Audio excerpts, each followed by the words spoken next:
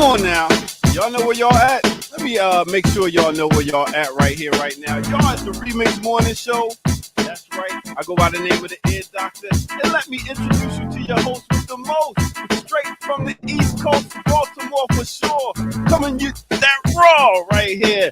Burn it down, Kim Brown.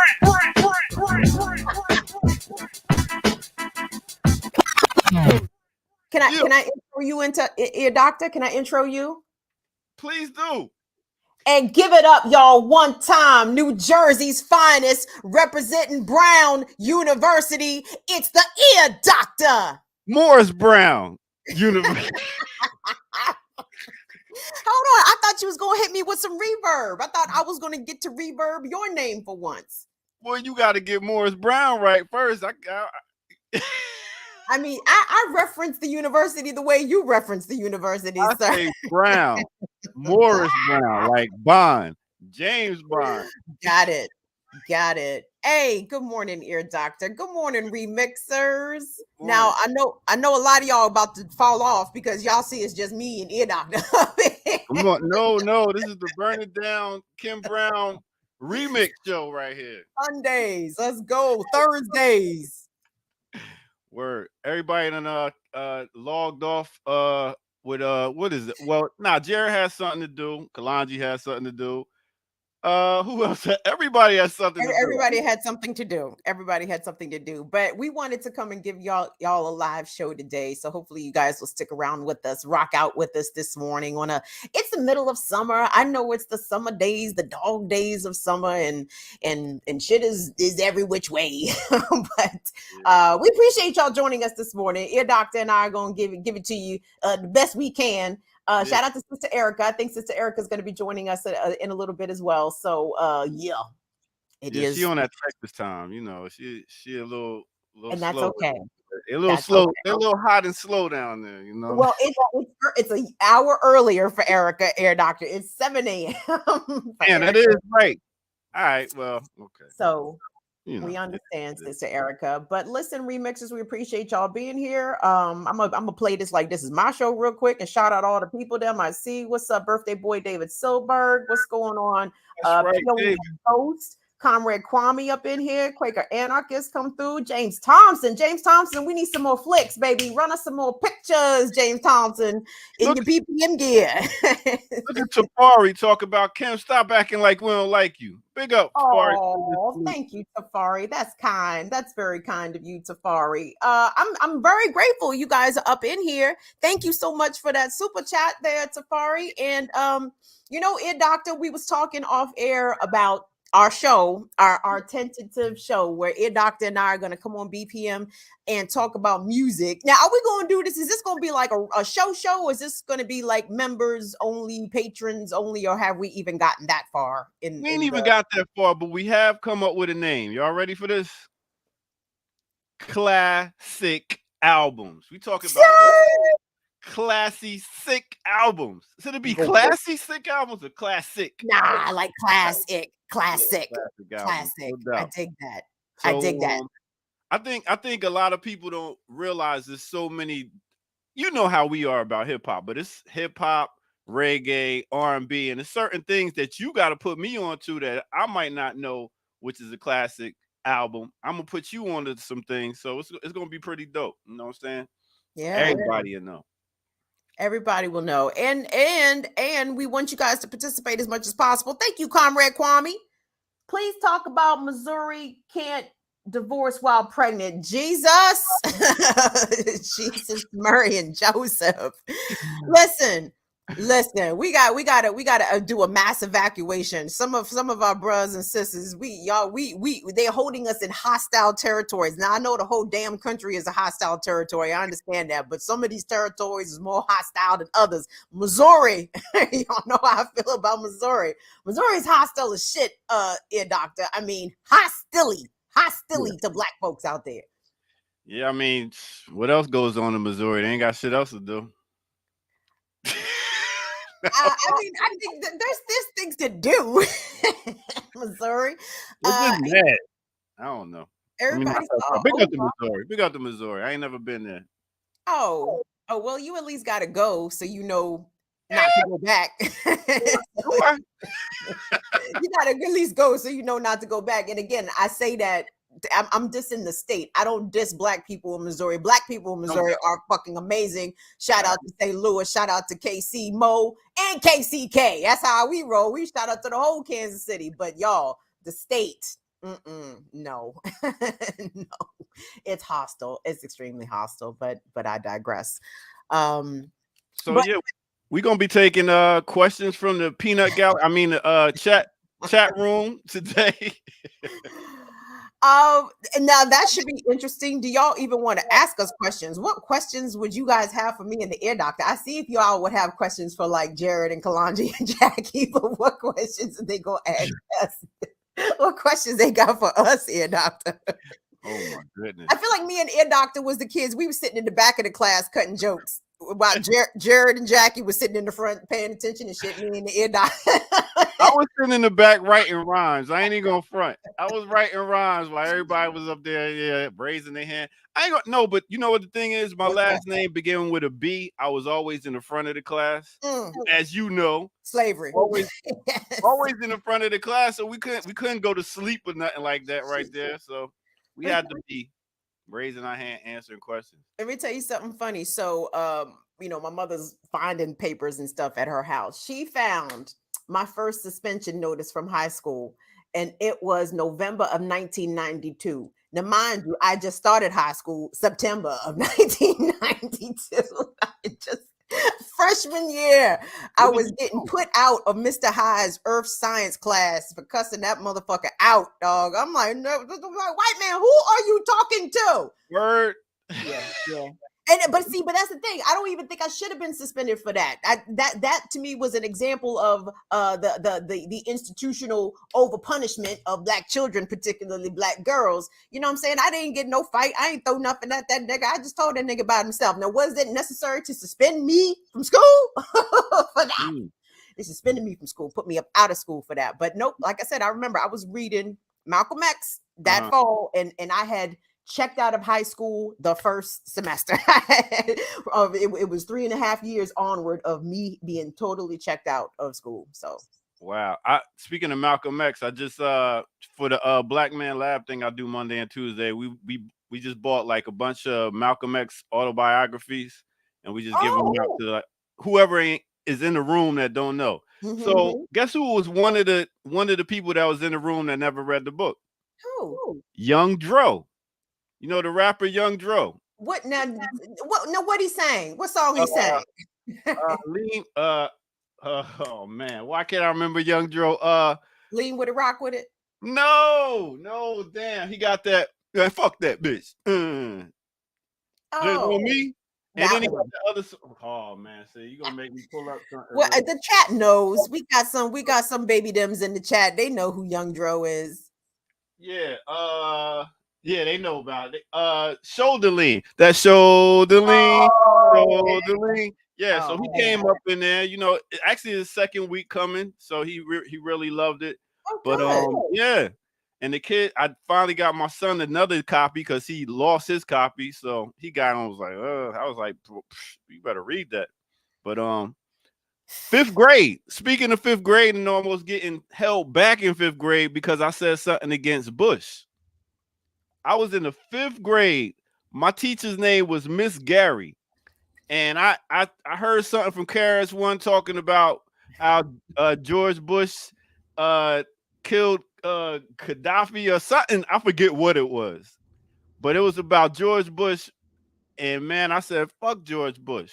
And that woman tried to keep me back. My mom went up there and listen. My mom went up there and was like, you are not keeping my son back. He has good grades, blase, blah. You know, I had a very high IQ, skip grades and stuff like that. And she tried to hold me back for that. I was like, damn. So in Jersey, they was pushing the conservative values on kids. And where you from? Teaneck? No, Trenton. Trenton. Right. And you can't say Trenton. You gotta say Trenton. Trenton. Yeah. Tafari, I will tell Mawali to do the same thing with Paul Robeson. Paul Robeson is another dynamic person. You know what I mean? Man, listen.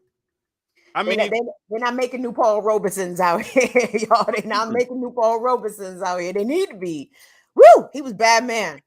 I would think the closest who has a lot of talent like that could be Jamie Foxx, but he's going the total opposite direction with his choice of ladies. I'm just saying. I don't even know what Paul Robeson's choice of ladies was, but politically, right? No, I'm talking about Jamie Foxx. Politics.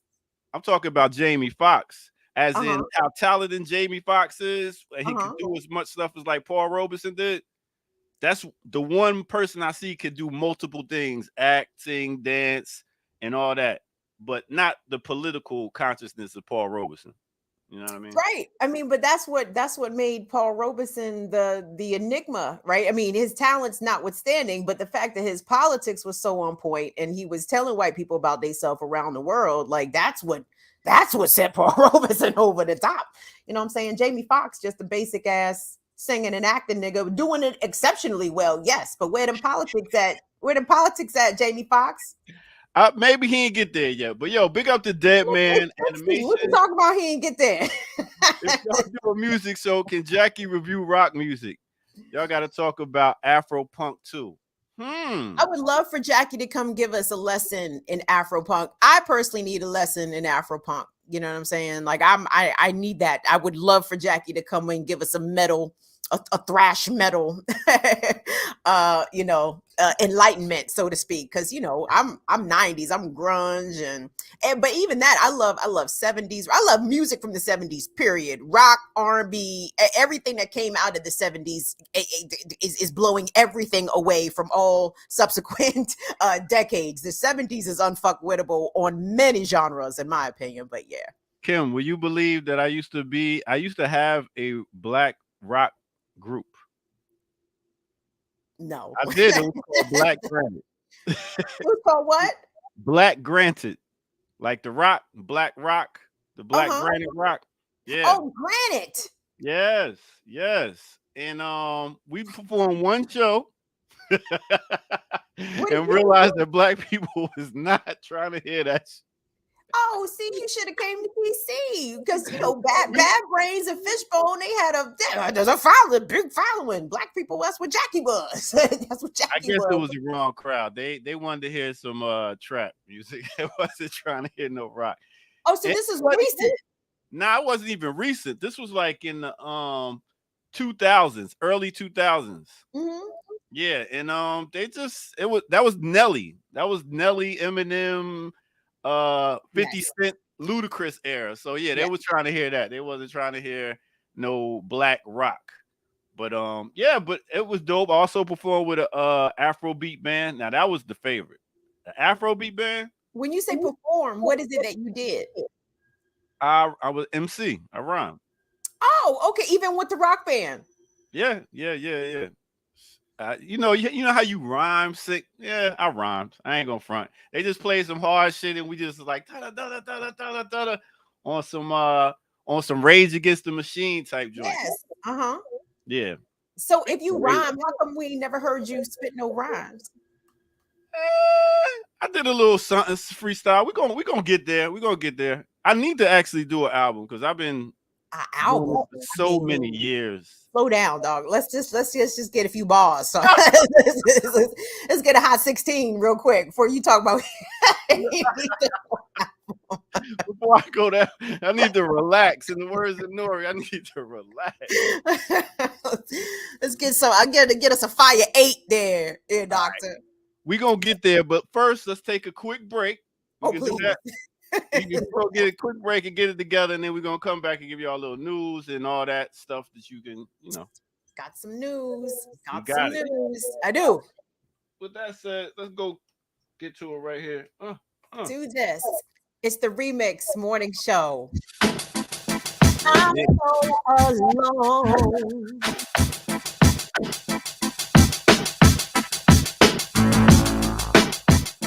What's good, everybody? Welcome out to the Remix Morning Show. I go by the name of the Ear Doctor, and y'all tuned into the dopest boom bap breakfast show in the morning. Okay, let's get to it. We got about 133 people watching right now. So let's go ahead and hit that like button. Let's get 133 likes. let's go and subscribe if we haven't already, and hit that notification bell, and go to patreon.com and drop some change in the bucket so we can get some more hosts. Nah, everybody gotta take a break sometime, but we still gonna make it happen. With that said, I wanted to go ahead and get to a artist spotlight. Didn't have much time to do my whole background change, but let's get to it. You know what I mean? So who we gonna talk about today? Let's talk about no other than Flip Wilson. Flip Wilson. Other words known as Clero Flip Wilson Jr. Born straight out of Jersey City, New Jersey. That's right. Back in 1933. Yeah, taking it back. He was a comedian and an actor, best known for his television appearances during the late 1960s through the 70s. He hosted his own weekly variety show, The Flip Wilson Show, and introduced viewers to this character, Geraldine. One of the first guys to go out there and put a dress on, and they loved it so much that he earned Golden Globe and 2 Emmy Awards for having the second highest rated show on the network television for a time. And then Wilson was the first African American to host a successful TV variety show back in 1972. And he also got a number of comedy albums, and he won a Grammy Award for his 1970 album, The Devil Made Me Buy This Dress. Yeah, I bet he did. And I bet he put a whole bunch of money in your pocket just to rock it. But Wilson did his thing for a while. You know what I'm saying? Let me talk about him a little bit more. His pops and his mom, they dealt with the Great Depression. His mom wound up leaving and abandoning the family. His dad was like, yo, I can't deal with this. Wound up sending him to a foster home. Flip wound up going to the Air Force. He went to the Air Force, and that's where he got the name Flip, because he was always joking, and it was like, yo, this dude's flipping out. And after that, he just started doing comedy. He went to Harlem, started doing comedy, doing the Apollo Theater, and everybody liked him. And then one time, while Red Fox was on the Tonight Show with Johnny Carson said, yo, who's one of the funniest comedians out here? And Red Fox said Flip Wilson. So guess what? Red Fox put Flip Wilson on. Next thing you know, Flip is on the Tonight Show. Next, he's on Ed Sullivan's show. And then Dean Martin's show, all those shows, even Lucille Ball's show. I mean, so after that, he did his thing, got on and did a bunch of different, like I said, his variety show was the big thing. He was also in different movies like Uptown Saturday Night, The Fist That Saved Pittsburgh. And he was dope, man. He came out and did his thing at a time when no other comedians was doing it like he was doing it. So big up to Flip.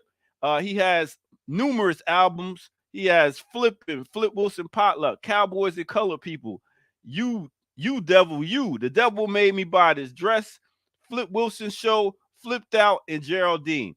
All albums from this guy. So he's been putting in the work for a long time. So let's hear it for Flip Wilson. Now let's take it back to the Remix Morning Show with our hosts. Let's get it.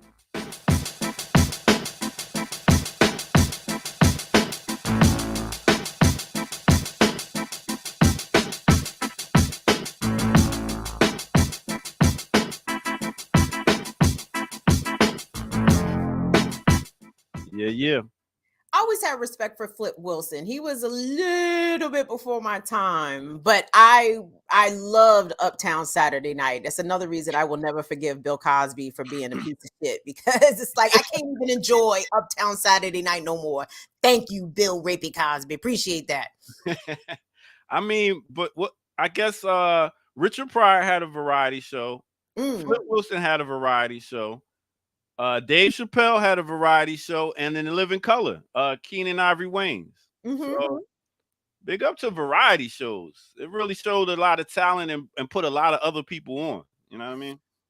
Are there current variety shows? Is Wildin' Out the close to a variety show as Nick Cannon? Yes, Wildin' Out is definitely the closest to a variety show.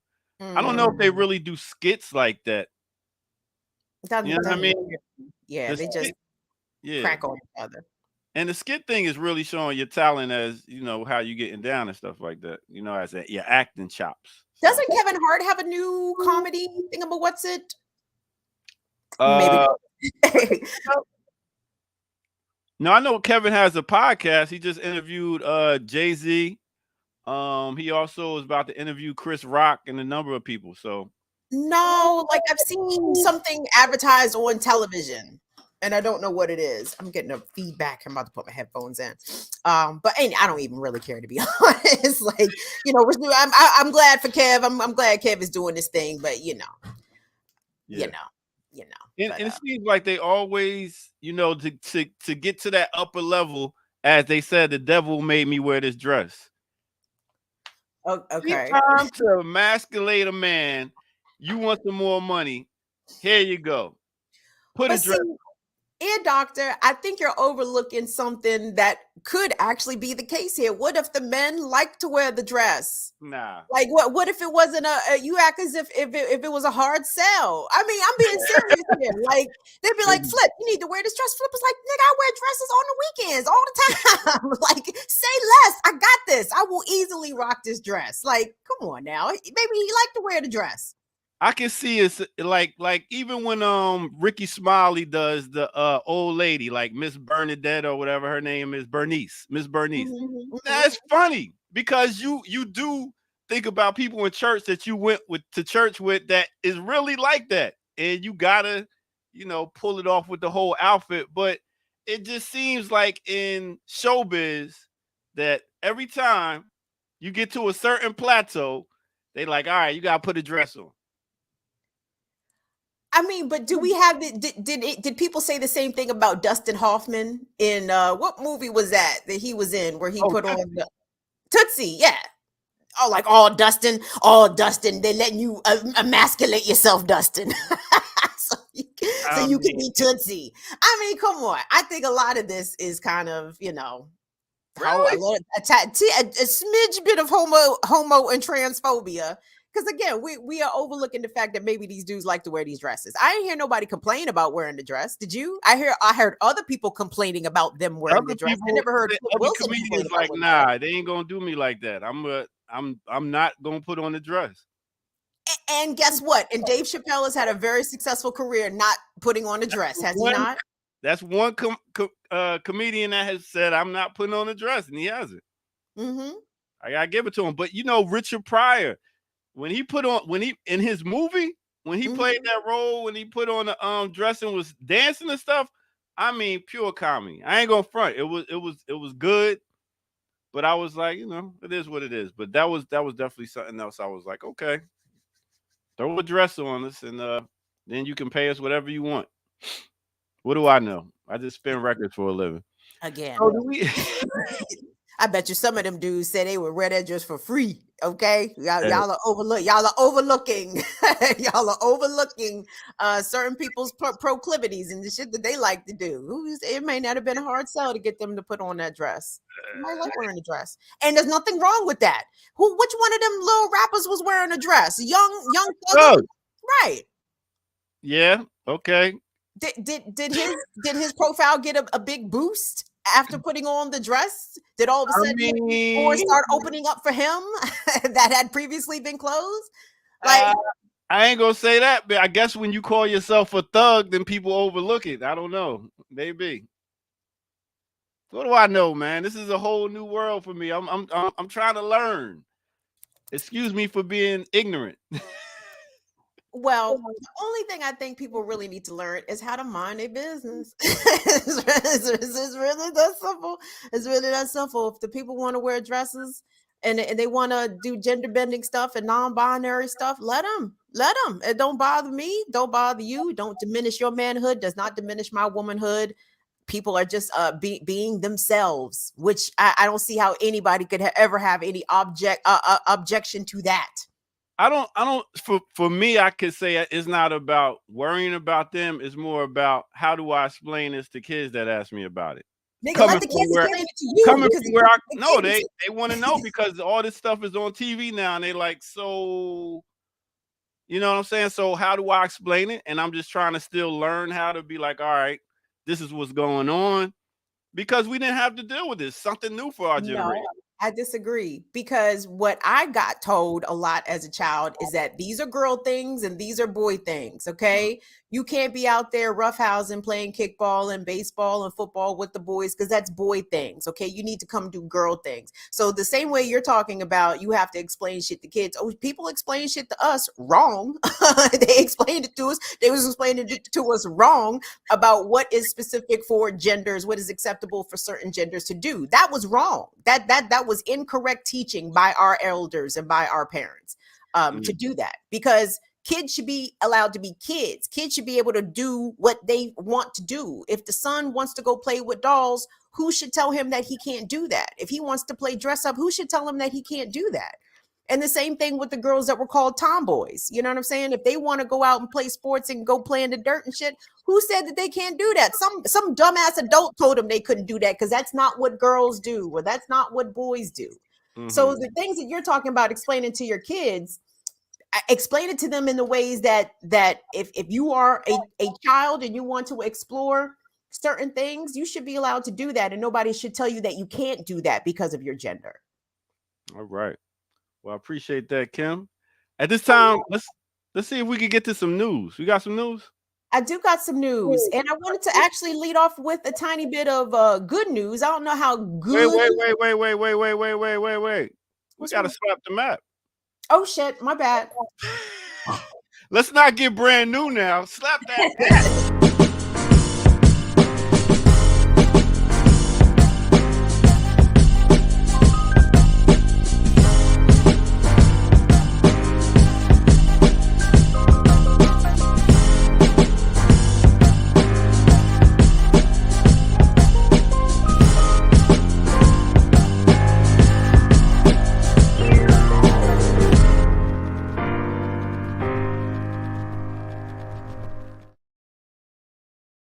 Welcome, Black Power Media. It's the Remix Morning Show. I'm so alone.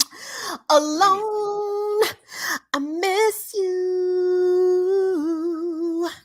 Never miss your co-host till they're gone. I'm so alone. Okay, Stacey, let us all out here. Miss y'all. Oh, y'all don't want me to go full on Stacey Lattisaw. Where can you be Johnny Gill to my Stacey Lattisaw? We sing Where Do We Go From Here? Let's go. Where do we go from here? Where do we go? My love. I love you. You ain't thought I was gonna come with it? Come on now. Woo! That's a damn good Johnny Gill right there, Ear Doctor. I must confess, I was not expecting that level of Johnny Gill from you. Man, when I'm DJing, I'll be over there singing, boy. Y'all just don't know. I'll be singing these songs like I'm in the shower. Come on. That's how I know you're a good DJ, because when I see you DJ on Sundays, like a real good DJ is jamming to his own mix. You know what I'm saying? And I appreciate the DJs that do both. The DJs that dance like you, and then the DJs that are in there like they are literally in a laboratory, like, you know, counting the beats and doing it like looking at it very scientifically. Oh, I respect the DJ so much. Yeah, and that's a whole nother thing, explaining the different styles of DJs. Because if you're a party DJ like me, I gotta look at the crowd. I gotta see what the crowd energy is giving me, and then I could be like, okay, I could play this song because I want to keep everybody on the dance floor. If you like a DJ at a lounge and you ain't got to worry about rocking the crowd, you could really be into your craft and try this, try that, and do whatever. You know what I mean? It's different types of shit. I would have to say a wedding DJ to me is the hardest DJing out of all of them. Really? I mean, the reason being, you take requests, you got to go by a playlist. Sometimes you got to deal with different cultures. Like I do an African, I do Latino, I do Asian, I do European, I do different genres of music. You know what I'm saying? Whereas if you a club DJ, you get to play the top radio joints every week. and that's not too hard. If you're a house music DJ, you stay in the same BPM the whole night, where you can just mix easily. But see, I got to go from playing a slow. When the last time you went to somewhere they play slow music, you can slow drag. Exactly. That doesn't happen. Exactly. I gotta go. I gotta custom make the whole night to make sure you got some partying, some chill out, and have nostalgic music, and then at the end send you home ready to go home and make love. So Very yeah, good. yeah, no doubt. If y'all want to check out my wedding day mix, go check that out. You can see a little bit of how I do it when I do weddings. Anyway, enough about me. The closest thing I can recall listening, like hearing like a slow song in the club was when when the DJ would play the Freaking You remix at the end at the end of the night for the let out every freaking day. Oh, I take you back to when it used to be always and forever. That right there. Yeah, that's real old school. That's real old school. That's when they really end the night and you just doing that. That man, listen. But reggae music has always kept it alive with the whole, lovers rock and being able to, man, come on. And that's the whole thing I love about this whole Afro beat, where people are really dancing with each other again. Because they wasn't really dancing with each other. They was doing their own dance, single apart. Now you grabbing somebody, pulling them out on the floor, and doing your thing. Oh, Big Till says slap the map. She's producing for us now. Okay, Big Till, we slapped the map already. So that means we need to get to some news because she's tired of hearing about music. Got to give the people what they want. So if you can pull up that M Live in the chat for me, Ear Doctor. Now, I was encouraged by this story because of the action. I'm discouraged by the reason for the action. Now, this is coming out of Flint, Michigan. The headline from mlive.com says that we need clean air. Flint Freedom Schools Flint Freedom Schools collaborative students march to protest Ajax asphalt plant. And this happened, I believe, yesterday. I'm getting myself back in my speakers. Are you getting an echo from me, Ear Doctor? Should I put in my earbuds? Nah. Okay, boom. Nah. So check this out, guys. I said we need clean Flint Freedom Schools collaborative students march to protest Ajax asphalt plant. That's right. All right. So this story is from M Live, written by Dylan Getz. This is out of Flint, Michigan yesterday. Olivia Timmons, who's 11 years old, think leaders in Flint, Genesee Township, and the state of Michigan need a wake-up call. So she wrote them a poem condemning the construction of the Ajax asphalt plant, which residents are concerned will negatively affect air quality for years to come. Quote, the ice caps are melting, the wildlife is dying, and guess what? We're doing nothing about it, Timmons wrote. But what is our plan? I don't understand. Timmons was one of a group of 60 students. Shout out to the 60 students. Timmons was one of a group of 60 students that were protesting Wednesday, July 20th, about the construction of the Ajax asphalt plant located just off Carpenter Road in Genesee Township in the Dort Carpenter Industrial Park. It's a plant that has caught a lot of attention from the Flint community for how it may cause air pollution to nearby Flint residents. Dubbed environmental racism, the location of the plant away from the residents of the Genesee Township and tucked near the border of the north side of Flint is something that many of the area residents and students took issue with. Braden Coleman, who is 8 years old, saying that he doesn't want any gray air. Oh my God, my heart breaks. Wow. The 8-year-old said he does not want any gray air. He is afraid the air quality could hurt his dog. Oh my God. Quote, we need clean air to breathe. We need clean air to survive, Coleman said. We need clean air to keep our planet alive.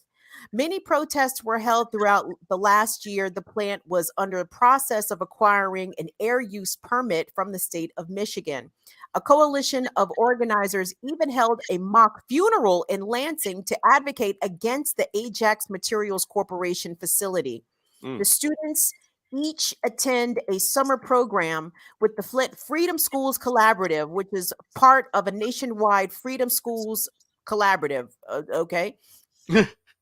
Students have been learning about this advocacy effort for multiple weeks leading up to the National Day of Social Action with a climate justice theme. The coalition to stop the Ajax asphalt plant, including the St. Francis Prayer Center, the CAUTION, the Caution Environmental Transformation Movement of Flint, Flint Rising, shout out to Flint Rising, and the Greater Holy Temple Church, Michigan United R.L. Johnston Community Outreach Center, Center Campus, and Michigan Just Us and Flint and Genesee Township residents helped to organize this march. Wow, that is the entire community out there organizing against this asphalt plant. Now, despite the opposition to the plant, the state approved the air permit for the asphalt plant back in November of 2021. And that's it. So I shout out to the kids, to the babies, to the Flint Freedom School Collective and all the groups there in Flint that are protesting against the construction of this Ajax asphalt plant. My heart breaks for the kids because, the kids are not stupid out here. And for generations, really, Air Doctor, I mean, probably from whence you and I were little. Earth Day was a big thing pushed upon the youths. It's on you, children, to save the planet, which is a really fucked up thing to put on kids. You know what I'm saying? Like, the kids have the least amount of power in the society, and every older generation puts it upon the kids. It's up to you to save the planet. That's fucked up. Yo, that's straight chemical warfare, especially in Flint. You go from the water to the air. I mean, they just don't care.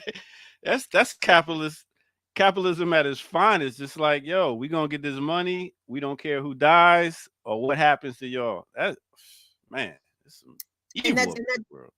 It's very typical. I'm glad that the students are mentioned environmental racism, because we have a lot of that, especially in Black and brown communities, where there's a lot of industrialized shit, factories, plants, chemical things placed in proximity to where we live, to where we reside, to where our air and water sources are. And I'm glad that the kids, I hate that the kids was out there, but I'm glad that they were out there at the same time, starting to become environmental justice activists themselves at such a young age. But the fact they have to do this out of necessity, right? Because they are out there for their own communities, for their own air. And this is another reason why Black and brown communities have higher instances of respiratory problems, childhood asthma rates, increased opportunities for bronchitis. Oh, and never mind the fact that we're still in a pandemic. Now, I know Air Doctor don't think we're in a pandemic, but Air Doctor's not in a pandemic. The rest of us is in a pandemic. So if you're going to make the air quality even worse while we're still dealing with an airborne respiratory virus that has disabled people and killed people, they just want us to die, y'all. They just want the darkies to hurry up and go away. And not even thinking about those big antennas and poles that got all this radiation where they send people to live for cheap. And who's going to get kicked out of the city for gentrification and have to move out to the suburbs somewhere where they got all this antennas where people are getting radiation? No, it's stunning. And the Biden administration has been getting some criticism, justifiably so, recently about their lack of climate action. And Joe Biden was like, oh, I want to do wind farms down in the Gulf of Mexico. Meanwhile, his administration is approving new oil drilling projects at a record pace, faster than what the Trump administration was approving these oil drilling and pipeline projects at. So it's like, the environment has no political allies out here. Nobody in the halls of power give a fuck about the environment. Ergo, they don't give a fuck about us. Ergo, they don't give a fuck about the youths, them, and the babies. We need some action. You think these might be acts to take back over these cities, like especially the Black cities, as in, okay, let's do as much stuff, kill them, then gentrify them and take back the cities and send them out to the suburbs now? Because I know it's happening down here in Atlanta like crazy. Happening here too. I mean, I think they move niggas when they feel like moving niggas. You know what I'm saying? Like in Washington D.C. specifically, there's so many places, so many neighborhoods that used to be black. And I'm not even talking about this most recent, 25 year spate of gentrification. I'm talking about Georgetown used to be black. You know what I'm saying? Like in lots of areas used to be historically Negro, and they just move us when they get ready to move us, and they build parking garages over top of our ancestral graveyards and whatnot. Like, I don't think it's a grand scheme. I just think that this is what white supremacy does. When they find areas that they deem valuable, they don't care who's on it. They gonna move, especially if you black or brown, they gonna move your ass up off of it come hell or high water. So I don't know, but the gag is all this environmental poisoning that they're doing specifically to us, it will impact them. It may be a slower sort of thing. It may be delayed, but it's coming. Like you can't segregate your air forever. And that's the whole thing. I think a lot of them don't even really care about the future. They're like, listen, let's handle what we're gonna handle right now. Whatever happens, happens. That's a wild way of thinking, dog. Like that is demonic fucking thinking. And I only see this kind of thinking coming from Europeans. Like it's crazy. I don't understand why Europeans don't want to cohabitate on the planet with the rest of us. They want to segregate and fuck up everybody else's homelands. Meanwhile, look at what Europe dealing with right now. I mean, maybe it's the disconnect from the earth. You know what I mean? Where they just disconnected from it. Like we'll walk outside with no shoes on and in the grass, and we'll call it grounding because we understand that we're one with the earth. It's a whole. Don't get me on my metaphysical stuff, but yeah, you understand it's grounding. I think it's a disconnect, feeling like, listen, the earth ain't treat me right, so guess what? Hurt people hurt people. Ooh, that is nihilistic. That is a bad way to look at the world, a terrible way to look at the world. Oh my goodness. But did I drop that other story in the chat? Riverfront let's Times. see what we got over here. Maybe I didn't. Over here. Comrade Kwame, this is for you. Nah, I didn't see it. Here it comes, baby. Give me Domine un minute. Why you doing that though? Spasiba. Пожалуйста.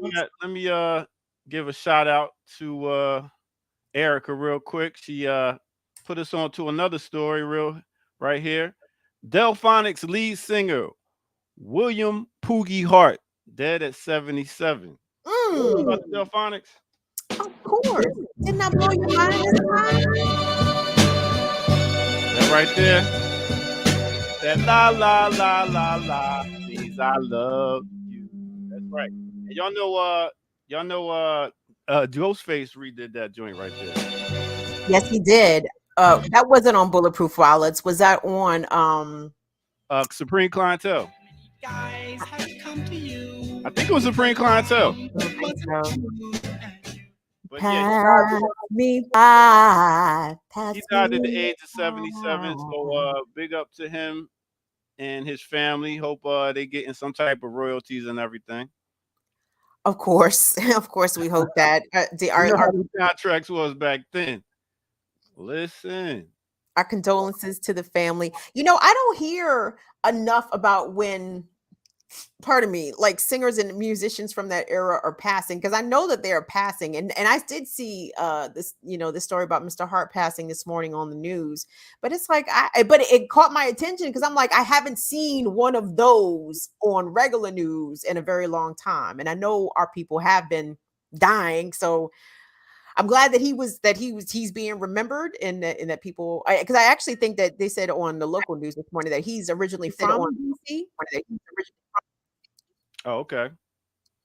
I can see that. But I think was that the sound of Philadelphia, the Delphonics? Was it or was it Motown? I don't know if there was a Motown. It was between one of those, but you know how they love Motown sound and put all that stuff in movies, and you definitely know you heard that one enough. I almost feel like that went before Motown, but no, I'll do some more research. 70s. I'm pretty sure La La La is the Delphonics. I'm gonna say that had to been. I'm gonna put that 70 to 74. I'm a guess. I'm just guessing, honestly. But again, that 70s music unfuckwittable, homie. Well, Unfuckwittable. I got your next story here, so let's get to it. Oh, wait, shout out to Franny France. Franny French just ran us some super chat bucks. Thank you, Franny French. Thank you so much. I'm surprised y'all still here. Look at all these people. Hey, Burning It Down is on fire today. Hey. Remix Burn It Down. I hear it. That's dope. We trying to do a little. We doing, Kim. That's what we do. We improv. We come through and blah blah. Let's get it. All right. So what's the next story? Jersey MD collabo. Let's do it. Let's go to the Riverfront Times. I got pregnant woman can't get divorced in Missouri. Yes. Yes. What? Thank you, Crown Red Kwame, for running us this, because I have to say, like, I'm seeing all these crazy nutball ass stories coming out of abortion restrictive states. All these new rules or proposed laws in local legislatures trying to say what women can and can't do. They can't leave the state to go get medical treatment. Now in Missouri, pregnant women can't divorce in Missouri. I mean, the state's divorce law has come under scrutiny since the overturning of Roe v. Wade. Holy shit. It would be funny, Ear Doctor, if it wasn't so goddamn scary. Oh, this is a crazy ass world we live in. I'm laughing at the craziness of society. Go ahead, continue. All right. December 2020 was a turbulent month for Danielle Drake. Oh, come on, pop up. Get out of my face here. Oh, get out of here. Was a turbulent month for Danielle Drake, who's 32 years old, of Lake of the Ozarks. On December 1st, her husband said that he was going out with a friend, but he lied. He was actually having an affair. She filed for divorce less than a week later on December 7th. Then, not long before Christmas, Drake found out that she was pregnant. Now, Drake knew immediately that she had to file for a second amended petition for divorce. She also knew the impact of her pregnancy would have on the divorce proceedings. Drake, who earned a law degree from the University of Missouri at Kansas City, had been practicing family law for 2 years and was well aware that in Missouri, women who are pregnant can't get a divorce. Jesus. Wow. I have to say, every time you laugh, I want to hit you. Like, you keep laughing. I can't believe the gall of these men. It's unbelievable that they feel like women are slaves to them still. It's just, I laugh to keep from crying. Excuse me. Continue. Don't throw no shoe at me. I'm not, baby. I'm not. Missouri law states that a petition for divorce must provide 8 pieces of information. Things like the residence of each party, the date of separation, and notably, quote, whether the wife is pregnant. And if the answer is yes, Drake says, whether the wife is pregnant. If the answer is yes, Drake says, what that practically does is put your case on hold. Oh my God. I'm assuming this has to do with making sure that children are born, quote unquote, legitimate. But fuck that. Anyway, so there's a lot of disagreement online about whether or not pregnant Missouri women can get divorced. The Riverfront Times spoke with multiple lawyers who handle divorce proceedings, and they all agree that in Missouri, a divorce can't be finalized if either the petitioner, the person who files for divorce, or the respondent, the other party in the divorce, is pregnant. Ann Mixel, who's an attorney in Lebanon, Missouri, who also has been practicing since 1997, says that certain aspects of a divorce can proceed, but everything having to do with custody of the unborn child is frozen in place until the birth or pregnancy ending event like a miscarriage. The court can issue temporary orders related to things like dividing up property, Mitchell says, but they can't do a final decree of divorce until she delivers the baby. Drake says that this is true even in the case of divorce that is completely uncontested. Quote, if the couple is not fighting, and they're just saying, nope, we're just going to take the baby, and 100% of the things that they cannot go before a judge and have that finalized until there's a baby born. How many times are they going to say that?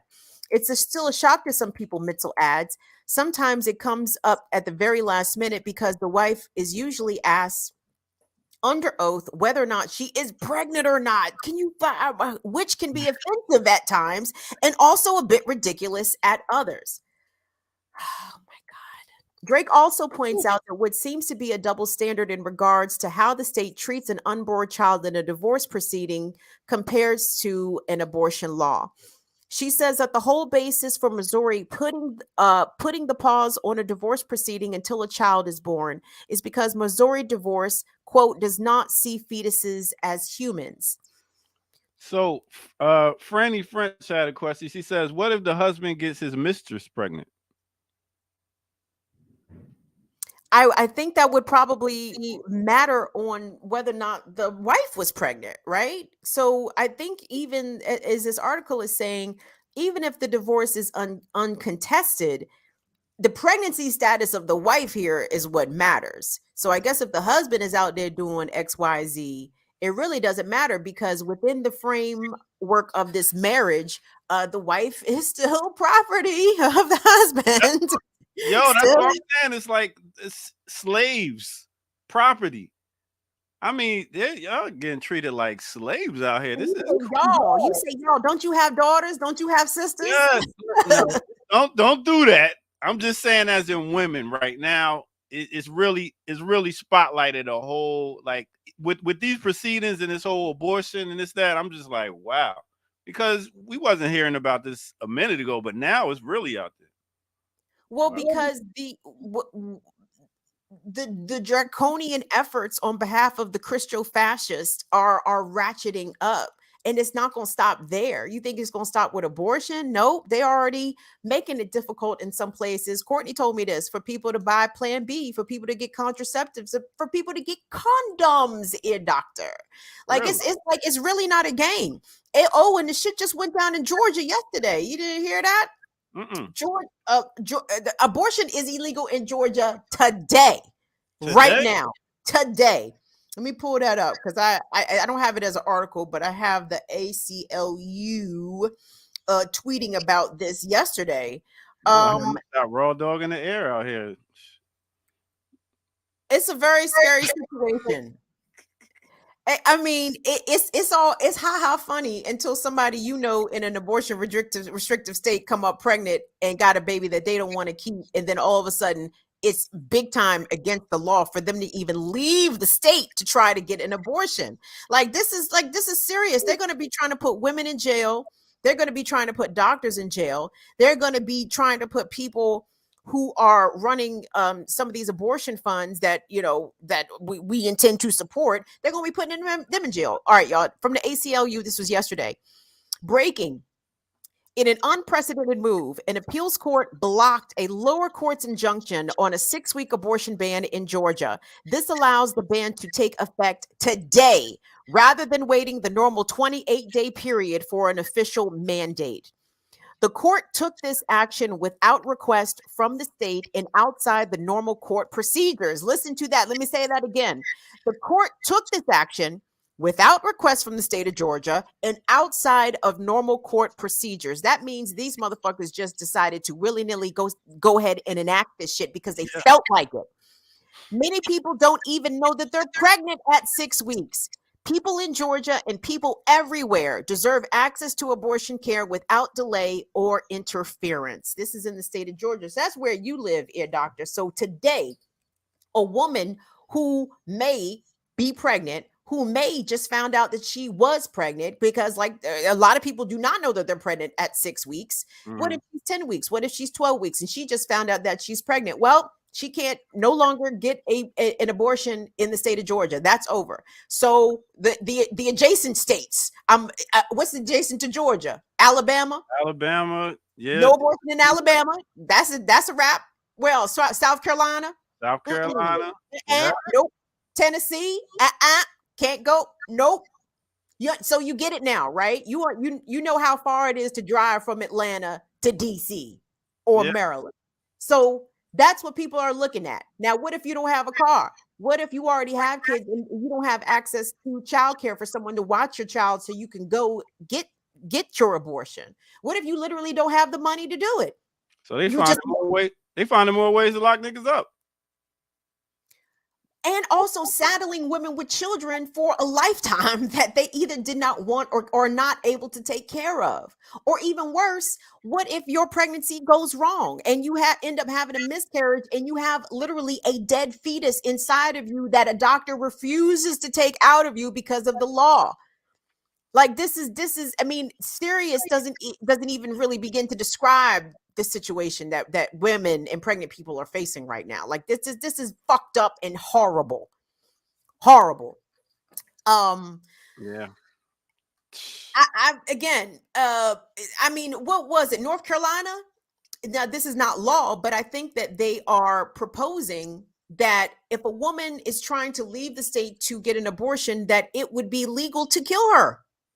So Legal to murder her. what I'm always about solutions. So what will be the solution to this? As in how do we come together as brothers and sisters and make this not happen? Is it because it seems like it's already happening? What's the solution?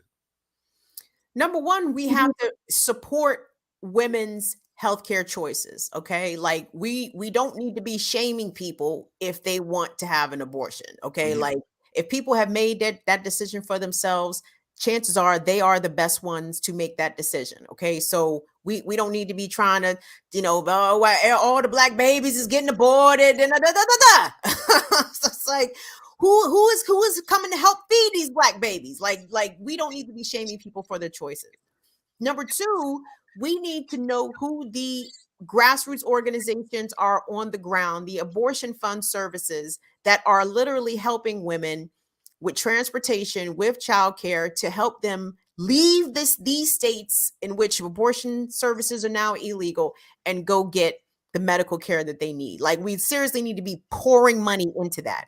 And that's not Planned Parenthood and that's not NARAL. That is grassroots people, grassroots organizations who best know what women in their community and pregnant people need in their community. And that's about all we can do right now. I mean, that's probably not all. I mean, obviously someone who is more versed in this kind of organizing could probably tell us way better in what other specific steps that need to be taken. But that's where I'd start. You know what I'm saying? Identifying where the abortion funds are. BPM has agreed to match Burn It Down with Kim Brown and our $50 donation to an abortion fund every different month. This month we are focusing on the Kentucky Health Justice Network.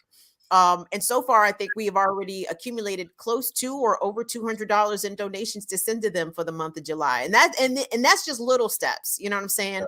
Like if you live in a state where abortion is not restrictive, like the state of Maryland, like New Jersey, like New York, like Illinois, be looking out for the abortion funds there too to help them out. Because this is bad, Ear Doctor. Yeah. I'm sure you heard about the 10-year-old in Ohio who was raped and who was made pregnant and who was denied an abortion in the state of Ohio. He had to travel out of state to get an abortion. And a lot of folks, especially conservatives on the right wing, did not even believe that her situation was what it was. We are opening up children here to rampant sex abuse and sexual assault. And these kids are not going to have any recourse. Like we are actually going to be killing children to force them to have children, which is horrible. Like I can't see how more demonic and fascist, like it could get more than that. But that's where we are. I'll definitely bring this topic back to my organization. We have a bunch of civil rights lawyers, all types of lawyers, business people that got stuff going on, and see what we can add and how we can help. What we can do, we got to do something. So yeah, I definitely bring it back to my organization. Do you guys talk about sexual health and reproductive health with the boys? Yeah, we do. And you teach them how to use the condoms? Yeah. Yeah. And you teach them that even though it feels better without the condoms, that you need to put on the fucking condoms. Like, do you teach them that? So, like, yeah, nah, we teach about discipline, and that's the root of it. You know, having discipline and what to do and what not to do. I mean, we're gonna be hormones gonna be going around, and we're gonna be ready to do things, but it's all about consequences. You know what I'm saying? What Dear doctor, more than ever, like when you go to your group today or tomorrow, whatever, I need you to stress to them that abortion is illegal in Georgia today. Yeah. It's illegal in Georgia today. So men and boys, sexually active teens, y'all need to take responsibility here too. You know what I'm saying? Like, we all do. Even with the, like, what I say, our organization being Black Man Lab is like a boys man's rites of passage. The sisters got to have their rites of passage and have to be like, listen, you can't be open your leg. Like when I talk to my daughter. What? Wait, let me finish, Kim. You ready to jump down my throat?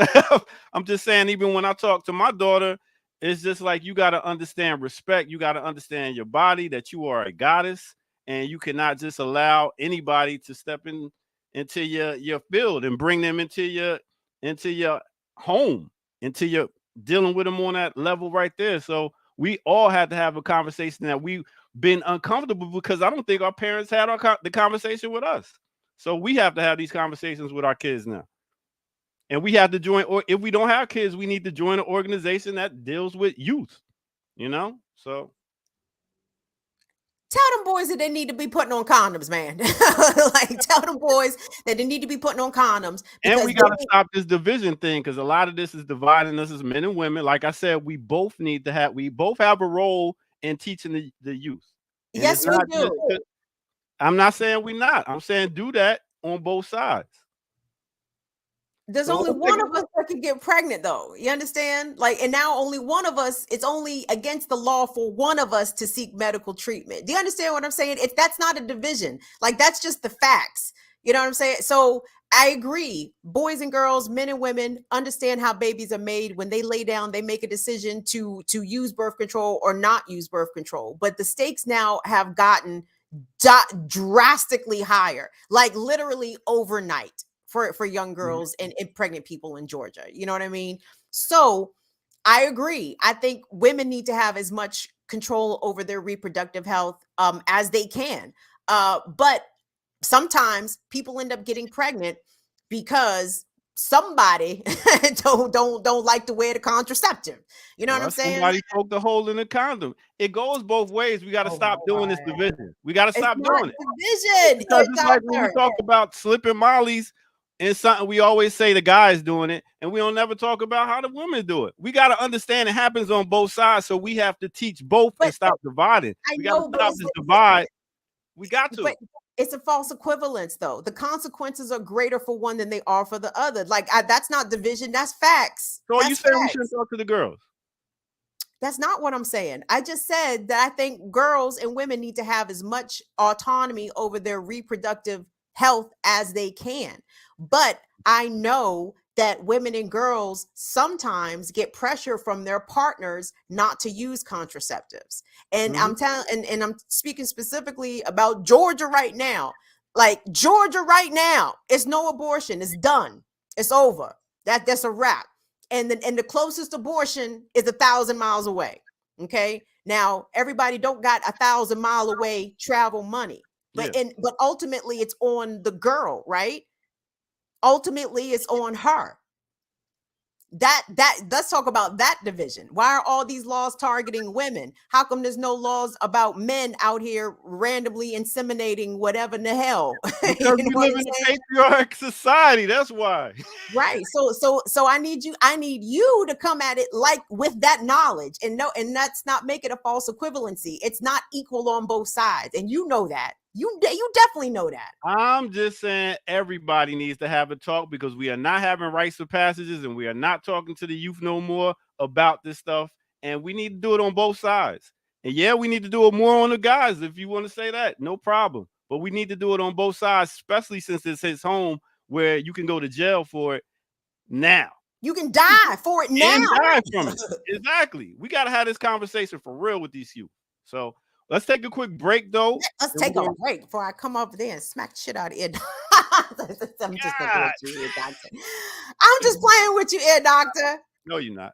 Anyway, let's go ahead and get to a quick break right here on the Remix Morning Show. Let's do it. All right. Yo. remix. Black Power Media. Come on.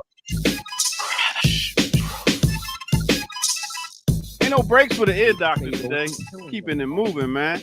Big up to everybody tuned in right now. Like you see, Remix Morning Show. You never know who you get. Today's Kim Brown burning it down in the ear doctor. So we appreciate all y'all in the comment section. We appreciate all y'all tuning in and rocking out with us for the day. We should have our whole crew back by next week. If not, we're going to keep it pushing. You know how we do. Keep on pushing. All right. So who I'm going to talk about right now? Well, I was scrolling, as you know I do sometimes, and I came across something that, you know, how racist certain people are and how we got to deal with them. So I got to get to learn a little bit about this whole Sesame Street thing. And, you know, it was two girls that was trying to get some love from one of the Sesame Street characters, and they got shunned and just skipped over and was like, yo, whatever, man, keep it moving, nigrettes. And yeah, that's what it was. So I got to learn a little bit, and I heard a rap, and I was like, yo, this is pretty dope. It gave me the history of Sesame Street. So check this out.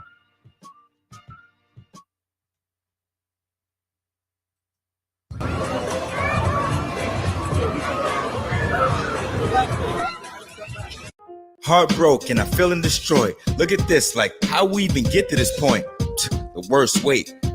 Cause wasn't Sesame Street made for us in the first place?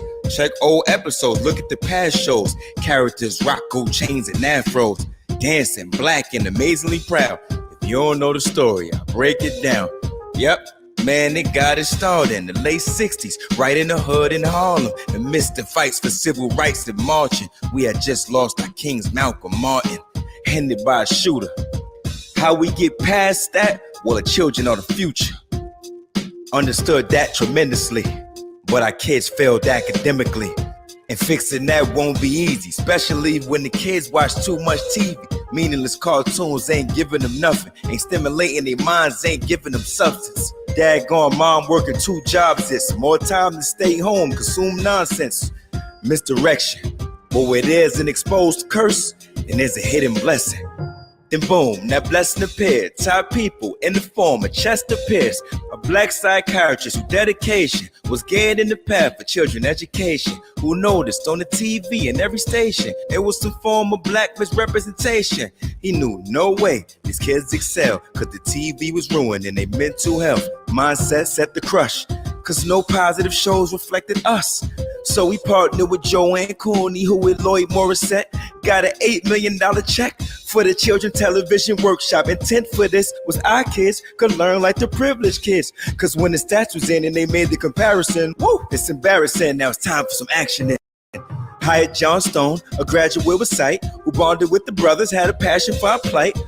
Vision farming to connect with us, made the set location mimic Harlem. Now that's it, you're getting closer. Right there from tapping into the culture. Then in the fast instance they got us. Joanne hired a team of black women advisors. Ebony Queens, now to the big stage, blessing the screens. Not just elementary, even had the college kids in the frenzy. Along with the lessons of class teachers, also got representation from black leaders. Alphabets with James Jones and heavy poems from a young Jesse Owens. Guitar with B.B. King, the youth can dance, y'all. Never too much, had Luther Vandross dancing, singing along. Kids on the steps, learning with Nina Simone. Mahalia, helping kids chance to grow. Other queens, such as Maya Angelou. Woo, I like this action. Even decided to thrill us with a young Michael Jackson. Finally, things looking up. Positive representation to us. Cause in Harlem is like hard to see past dark when you're never shown in a positive light. Now, All right. So, as you can see right there, that's part of the story of Sesame Street.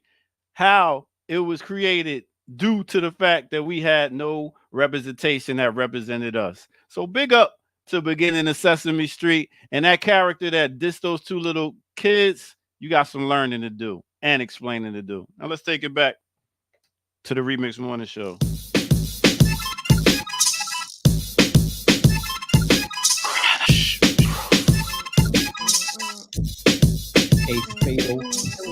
Yeah. I dug that. I Yeah. dug that rapidy rap right there. That was it. That was nice. Yeah. I feel bad for the kids that experienced that at Sesame Place up there in Philadelphia. And there's been a number of Black parents that have put out threads of videos that apparently show some of these characters dissing these Black kids. And it's like, ooh, man.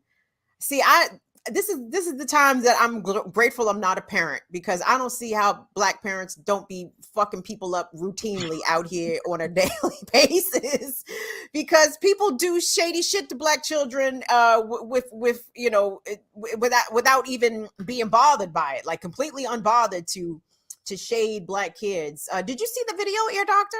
Which one? Oh yeah. I seen a video of the what, I don't even know what that was. What was that? A new Muppet or whatever? Rosita. God damn, is she Latino too? Oh man.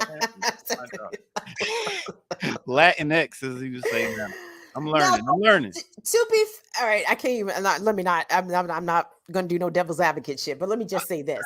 So for 2 years in high school, I worked at the Chuck E. Cheese in Law. Okay, I worked at Chuck E. Cheese, and I did everything at Chuck E. Cheese, including be the damn mouse or the rat. I don't even know what Chuck E. Get out of here. Word. Yeah. And, you know, one excuse that Sesame Place gave for the character in that clip ignoring the kids is that, oh, it's difficult to see in those costumes, which is not wrong. That is not wrong.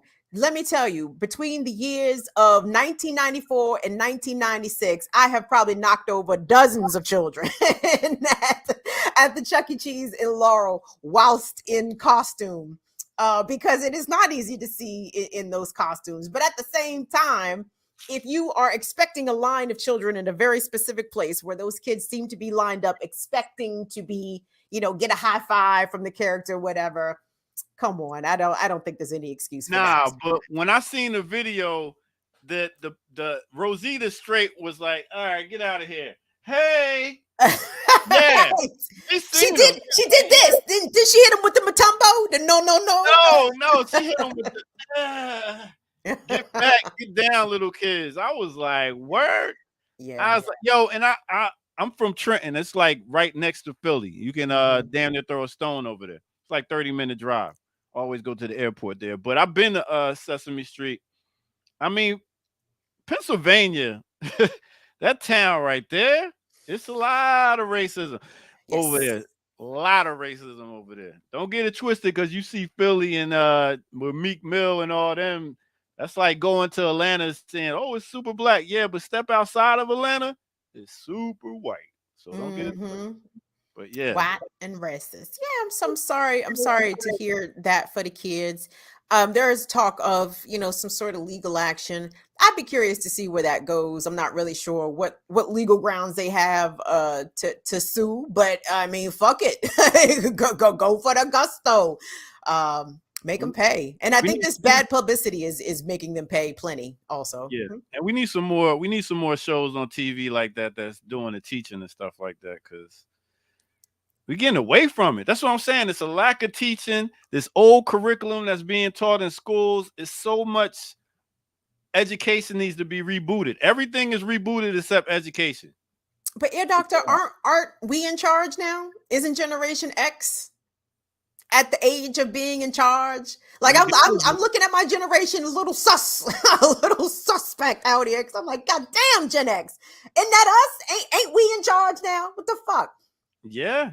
We gotta put these schools together and start. But I think it's a whole lot of still people being in the mentality that we can't get it together.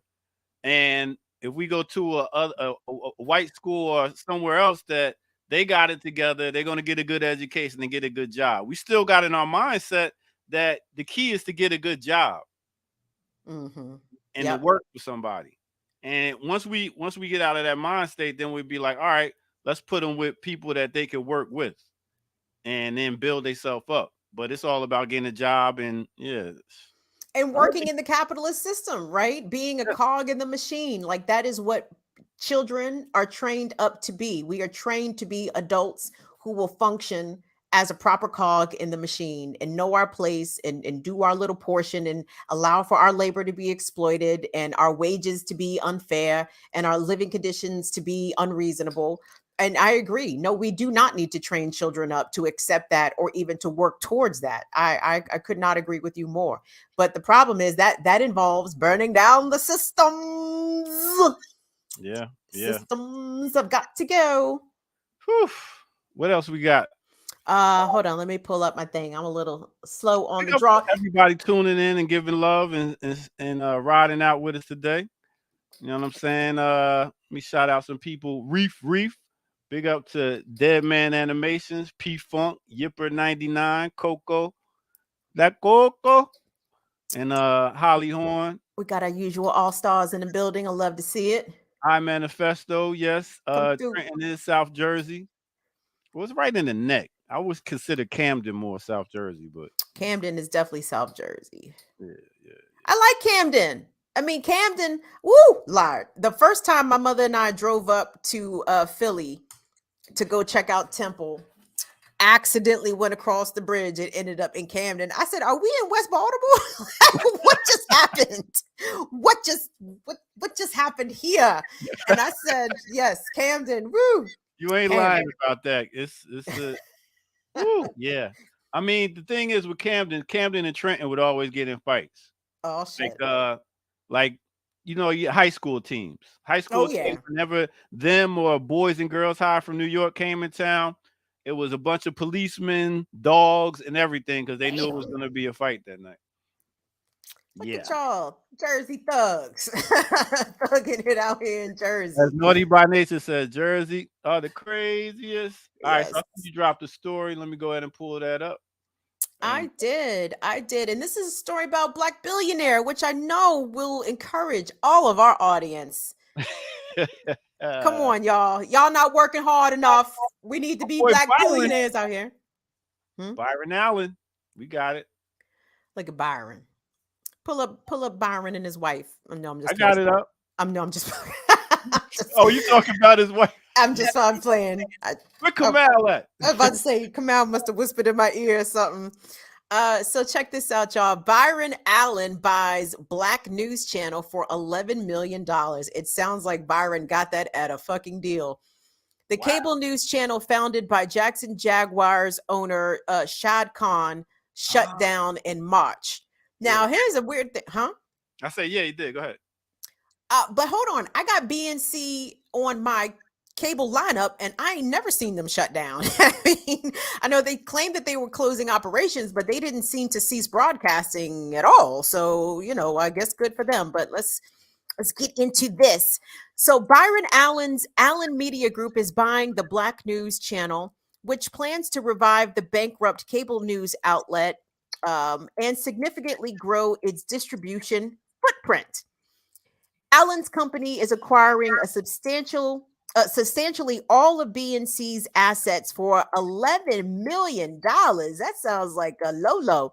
With the bankruptcy court in Tallahassee, Florida, formally signing off on the sale. BNC is available in about 45 million homes through companies like Comcast, Charter, and DirecTV. And Allen says that his company can grow the distribution to about 80 million homes in the next 6 months. Okay, in the next 6 months. That's pretty ambitious. It is not immediately clear, however, what Allen has in store for BNC's lineup or programming. BNC had just rebooted its primetime lineup last year with hopes of turning things around. I wonder how they were doing ratings-wise. Hold on. There's more. It's like who supports Black news? But it's like, well, what kind of Black news are y'all reporting? I mean, I can't say that I took issue with any of the stories that I saw them report upon. So anyway, let me go on. BNC's previous owner, Jackson Jaguars owner Shad Khan, had invested over $100 million in BNC since its 2020 launch before shutting it down in March. Allen says that his company will deliver a best-in-class network to serve the underserved African-American community and that the advertisers who want to reach this extremely valuable audience. Where's Jared and the myth of the black buying power? Come through, Dr. Ball. Quote, also, we appreciate the opportunity to provide cable operators, satellite companies, tech co's, and digital platforms diversity of ownership, voices and viewpoints in their programming lineups by having a 100% African American owned network, he added. Allen, who is a comedian turned mogul, became one of Hollywood's most aggressive players, opportunistically acquiring a digital media brands, cable networks, and local TV stations to grow his company. AMG owns the Weather Channel, 27 local TV stations in 21 markets, and digital brands like The Griot and Comedy TV. And Allen has long expressed interest in the TV news space. Yeah. So Shad Khan invested $100 million in BNC, and Byron Allen had scooped it up for the low of 11 million. My God. Like, woo. A fool and their money shall soon be parted. I mean, that's the whole thing. Do we support our own, just like we talked about fan base yesterday, a site that was trying, another platform, social media platform that tried to make it, they just went bankrupt. That black news channel, they went bankrupt. Are we not listening to news no more? Are we just going to social media, get our news and keep it moving? Or YouTube? I think black people consume a lot of news, to be honest. I think if we looked at how demographically the audiences of MSNBC and CNN broke down, it would not shock me if they were significant black viewership, 25%, 30% black view. Like, that wouldn't shock me at all. Black people consume news. Now, I know BNC had some behind the scenes issues, including some allegations of sexual harassment, sexual discrimination. And I was like, oh, so they are on par with the rest of the industry. Yes. Okay. So you are paying black women less than you're paying everybody else. Oh, okay. You guys are a real news agency. Way to go. Because y'all behaving like the other news agencies, making sure that you hire black women who work very hard, but you get them at a discount. Lucky you. And treat them worse. Lucky you. But I don't know. Like, I've never really consumed BNC, to be honest. Yeah, me neither. I know Mark Lamont Hill is on it. I know Charles Blow is on it. And that's like I'm saying, like, I see clips on social media from what they said or what they did, but as in to watch a channel, I don't know. I never sat down and watched a black news channel because they never brought it like Black Power Media. They never brought it like the Remix Morning Show ever. So it was just like it wasn't. It didn't have interest. Like we bring it to where you could be young or old and still watch this program and get something out of it. Those programs, I don't know. What do I know? I don't watch them. So, I mean, I think if you're still going to report on news from the same duopoly perspective of Republican versus Democrat, I think a lot of people are tired of that. Yeah. And I think BNC probably did not deviate too much from that. It's very much, oh, here's what the Republicans are doing and here's what the Democrats are doing to counter that. Now, stories pertaining to black people, I think they probably did a good job because, like you, I just saw clips. So some of the clips that I would see about black specific incidents, I didn't think they did a bad job on it. I was never like, oh my God, what the fuck is this? So that was good. But I mean, like you, I've never tuned into it because I just perceive it to be like a black cast of MSNBC, basically, which I'm not interested in. Pretty much from a perspective that might be paid for. Oh, definitely. If you got advertisers, come on now. Yeah. And that's the dope thing about what we doing right here on Black Power Media. We're not paid for. We get to say what we want to say, even if it sounds ignorant. It's what we broke is the bottom line. We say what we want to say, and consequently, we are broke, right? So now, if we was toting the line, if we was going to toe the line, then we would probably have sponsors out the ass. You know what I'm saying? We probably have all kinds of Nike, the McDonald's. That's the whole thing of freedom. You know what I mean? We're free to do what we want because we don't let money control us. And I would rather I've not had a lot of money in my life, which I probably could have, but I enjoy my freedom. I enjoy being able to wake up when I want to, do what I want to do, and make it happen. So I'll pass on all that money because you got to realize in life, you only get one life. So you're going to either live it how you want it or you're going to let somebody else live it for you. And I was never like that. So all money ain't good money. Definitely ain't. It definitely ain't.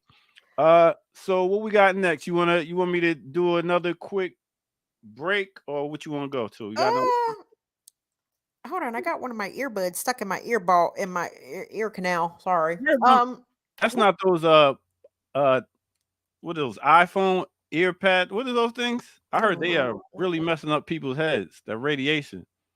Oh no, these are not earbuds, not like that. These are just something for me to put in my ears so we're not getting the echoey thing going on. Did you say you want the people them to ask us questions, or did you want to take a break, or you want me to find another? I do have another story. I'm afraid to bring up this Chappelle story because Latif. I feel like me and Ear Doctor going to disagree some more. Big up to you, Latif. Thanks. Yes, we are holding it down, and here's my endorsement. Thank you. Run Thank it. you, Latif. Appreciate you. We're doing what we can. You know what I'm saying? I know y'all used to me being in the background coming in, but we in here. You know what I'm saying? I'm surprised that there's 190 people. I really am.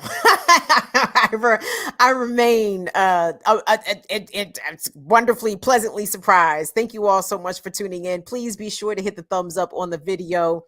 Apparently this helps the algorithm to tell people that BPM is on and popping over here. So do as much engagement with the video as you're able to do. Imani, thank you so much. What does Imani want us to talk about? We talk about the train workers strike. It was halted by Biden using executive action. Oh my God. Let me find this for you, Imani. Go ahead. Let's go to a break, Ear Doctor. Let me pull up Imani's story. And you be giving me a hard time, Imani.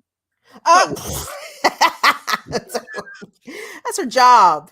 I guess so. Yes. Y'all got jobs. You're doing a great job, Imani. Except me, I ain't got no job. All right, here we go. I'm like Tommy. Ain't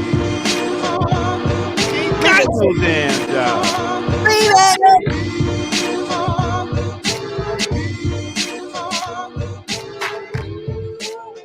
What's good? What's good? What's good, everybody? Welcome out once again to the Remix Morning Show. We're gonna take a quick break while Kim gets it together back there. Now, like I said, me and Kim are talking about doing something pretty dope. In case you didn't know, we're looking at coming up with a thing called classic albums. That's right. Well, we're gonna review some classic albums and talk about them and introduce them to y'all and introduce them to ourselves if we don't know. Because this one album I'm gonna talk about right now is one that Kim has not heard yet, but she's gonna do her homework and we're gonna come back and talk about it. Now, who am I talking about? No other than Diamond D and the Psychotic Neurotics, Stunts, Blunts, and Hip Hop. That is going to be the first album we are going to talk about. Now, let me put you onto this album in case you didn't know about it. This album came back out in 1992, September the 22nd. Diamond D is the producer and MC. When you talk about producers that can rhyme, this brother right here is one of them. And he came from a camp that DITC that brought out a whole bunch of MCs. Now, let's talk about this album real quick. Now, on this album, when we talk about production, two of the biggest songs that came out on this was Best Kept Secret and Sally Got a One-Track Mind. It doesn't matter if it's yours or mine. But they had producers on there. Check out this producer list. They had Large Professor, Q-Tip, Jazzy J, Showbiz from Showbiz and AG, and the 45 King. Now, you're talking about producers. When we talk about Nas' album, yeah, he has some of the best producers, but this album too, oh man. And it has some guest appearances on it. And like I said, with Diamond D, he helped to bring out the whole DITC crew. And if you haven't seen my mix I did with DITC crew, go to the playlist to Sundays in the doctor's office and check out the one we did. Pretty dope. But this right here is in 88. The album was selected as the Source's 100 best rap albums. So if you don't know about it, go check it out. And when we get to it, we are definitely going to talk about this album. Classic album. Believe that. All right. So let's get back to it, to the Remix Morning Show. Now we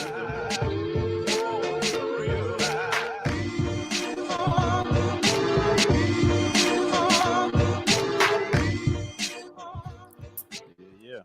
Diamond D, when you ran down the name of that album, I said I have never heard of that album. I've never heard of it. Woo, it is dope. For real. Say word. I didn't know Showbiz passed. It made its transition. Bronx Bad Girl. Not from Showbiz and AG. Yeah. What? Really? I ain't hear about that. Okay. Bronx Girl. Somebody said non-cypher. My man Al Unique said non-cypher. Showbiz is still alive. Yeah, I ain't hear that one. I was like, come on now, I'd have heard that. But anyway, what were you saying? No, I was just saying, like, because you and I are age mates, basically. I mean, we was in high school at the same time. We're not exactly the same age, but it's interesting though, what a couple to a few years can make when it comes to the music that you were exposed to at a certain age. Mm-hmm. And regionalism, especially during the 90s, was a big thing because now everybody's playing music from everywhere. But back in the day, that was not the case. You really heard music primarily from where you was. Yeah. With some exceptions. So Diamond D was somebody I was not even familiar with. That's why I asked him, like, he from Philly? And you're like, no.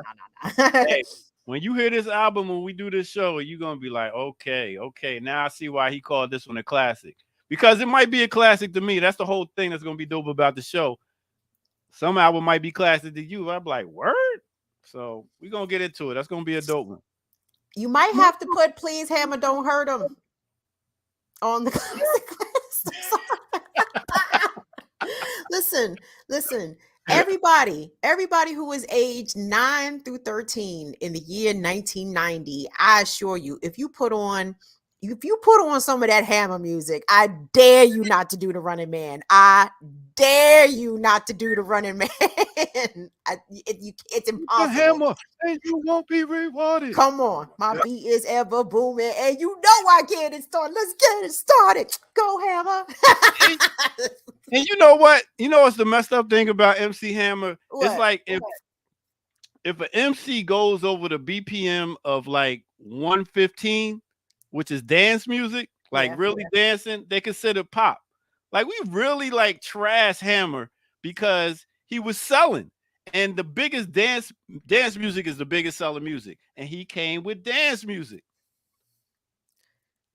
Ear doctor. I saw Hammer perform at the Capitol Center. It was Hammer, Jodeci, Boys to Men. Hammer was the headliner, okay? Hammer came down in a ball. He came down from the ceiling in a ball onto the stage. It was 100 niggas on stage dancing.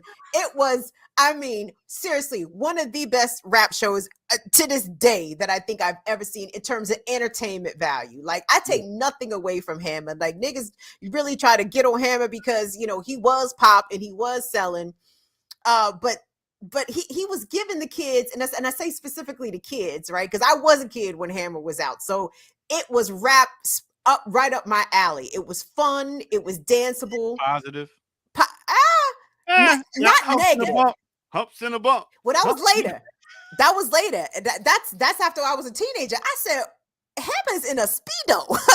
Yes. You should play that Pumps in a Bump. That Pumps in a Bump is a classic video. I mean, my goodness. Classic video.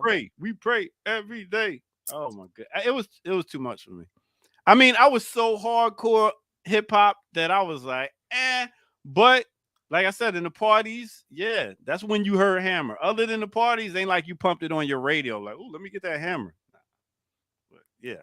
When it came to dancing, it was Heavy D's music. He was considered pop. You know what I'm saying? No. He was good. After a while, you looked at Heavy D as pop. No, because when I think of pop, I think of white radio stations playing his music. Heavy D did not get white radio station play. He didn't. I need somebody to love me for me. That got played. That got radio. I got urban radio play. White people wasn't bumping that shit. I give you, and big up to Oaktown 357. Hell yeah. 357. Hey, yes. That's yes. right. Kid and Play. They was considered pop. One of the first to have their own cartoon. What are y'all considering pop? I think pop as pop to me is top 40. Kid and Play was never top 40. That's never. What I'm saying. If you can dance to it, like get sweaty, dance to it, you consider pop. It's a certain speed of music that takes you to pop category. No. All right. I mean, but was the whites looking like it as pop? I mean, yes, the whites looked at Hammer as pop for sure. They knew it. It was safe. It was safe hip hop because you had the safe hip hop. All right, boom. We go from the 80s. Let me break it down. We go from the 80s where we had, KRS-One. We had Public Enemy. We had Poor Righteous Teachers. Where we was talking about what hip hop is supposed to be about: unification, knowledge of self, loving your community. And then we had dancing. That was part of it too. It came with the Heavy D's. It came with the Salt and Peppers. It came with the Kid and Plays. Mm-hmm. And then here came NWA. NWA came in 89, and then rap shifted. It shifted because it started getting more corporate, and they put money behind it, saying, yo, keep talking that we killing gangster NWA stuff. And then it changed. And then it started going a whole nother direction and got less from hip hop. And the more and more this music is getting less from what hip hop is all about. Just saying. I guess. But NWA to me was more of a physical music phenomenon. What I mean by that is that NWA didn't get radio play. Like I never heard NWA on the radio ever. You know what I'm saying? I might see their videos, and then I might have some classmates whose parents were more permissive and allowed them to listen to NWA. My mother was not so permissive. So, I mean, I was aware of NWA making, I guess, sort of a shift in rap, but that's not how I saw it. You know what I'm saying? Like, 92 or 91, that's when Pac first came out. You know what I'm saying? Strictly for my niggas. That was not necessarily that kind of album. 90, 91, 89, Fresh Prince of Bel-Air was still making music. You know what I'm saying? Will Smith was still making music in 88, 89. And that was safe music. The white kids could listen to it. And the parents was like, okay, y'all can listen to that. But when that NWA came and white kids started listening to it, they was like, whoa, whoa, whoa, whoa, whoa. That's a problem. We don't want our white kids listening to gang banging and this, that, and the third. I mean, but I remember them being more upset about 2 Live Crew than it was about NWA. They was the white parents was huge mad about 2 Live Crew and Luke Skywalker. They was ginormously mad about that. They was mad about that. Big up to Luke for putting that sticker on, being responsible for putting the sticker on the tapes. The parental advisory, yep. Advisory. Let me see you shake them titties, shake them doo-doo brown. I want to rock now. I'm sorry. Hey, you know what's crazy? When I drop that in the club, ear doctor. Everybody turn up. When I first moved from Jersey, the first place I moved was to Florida, Panama City. And I did not understand bass music till I got there. When I got there, I seen that man. You talking the whole night. I had a headache from so much bass music the whole night. Yeah, but bass music was a whole nother level. And the dancing, wow. Just get against the wall, lean back, and let the sister do all the work. That's what bass music is. Face down, butt up. Face down, butt up. Face down, butt up. That's the way. All right. Enough about hip hop talk. Let's get to this story. Did I drop a story? We get in trouble to all this hip hop. Big up to Comrade. Jam Pony Express. That's right. All that. Oh, I'm sorry. The rail workers. Did I drop that in the chat, ear doctor? Yeah, you did. I'm about to pull it up right about now. Boom, bam, boom. Thank you, Imani. Thank you for this. We've talked about it here. We've talked about it on Burn It Down with Kim Brown. Showed, it only takes one sector of industry to say that no, the work stoppage begins now. And I think that could kick off a general strike for everybody else. But Joe Biden, this is what the Democrats love to do. They love to stop radical progress.